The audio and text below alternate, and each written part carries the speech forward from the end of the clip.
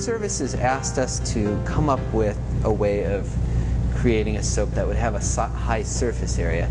Created this dilution, and hopefully it works, but it creates this wonderful foam, bar soap, in addition to the liquid soap that we're making. This is a very nice soap. I think it's a very soft soap. One of the nice things about it is you can rub it around and you can really clean dirty areas up. So this soap that we're planning to use in food services is actually made out of waste oil.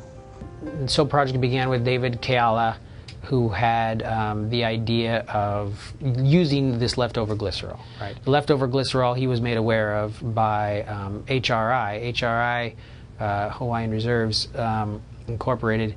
They in turn take that waste oil and they make biodiesel of that product. It would be something very sustainable for HRI, and it is, right? It's an opportunity for them to get diesel at a much cheaper price. A few months ago, I started talking with the science department on campus and asked them if they could take the glycerin from this waste oil and create soap for us. He contacted us to say, is there something, is this a possibility in our lab, or is there any way we could swing this? And yeah. The leadership process at BYU Hawaii, the goal of the university is to develop leaders. And throughout this process I've really seen different traits develop.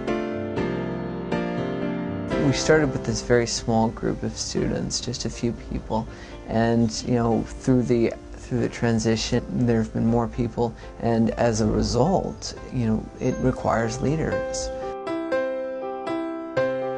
These new students who come in who want to participate in this project, instead of having them just sit down and read a protocol, it's a lot simpler to sit down and talk with them and ask them questions and see what their opinions are on this, and to go with it from there. Whenever you're in a research setting, you're working with a group of people, and they always have different perspectives, different ideas.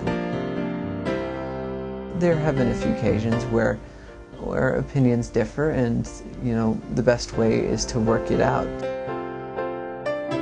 How all this ties into leadership training is that from an academic side, the students who are working on this project have a hands-on project to create a product. The context of this soap making process, right? Why is this important to helping us come closer to our Heavenly Father, helping students come closer to who they really are, understanding who they are. And it helps them in their gain hands-on experience and add something to their resume for leadership. These types of opportunities that can lead to leadership. For us in food service, it's our student leaders who's helped us put together all these waste programs. Working with our full-time staff, they have to do it every day so they can learn. And it applies to us as a leadership program as well. Good mentoring is obviously important wherever it is, but I think that the best mentoring is setting them up with conditions that they can take it and run themselves. Our next project from this is to name this product. So I'm working with the art department on campus to come up with a design and logo to help us name this product that we can actually market here in food services.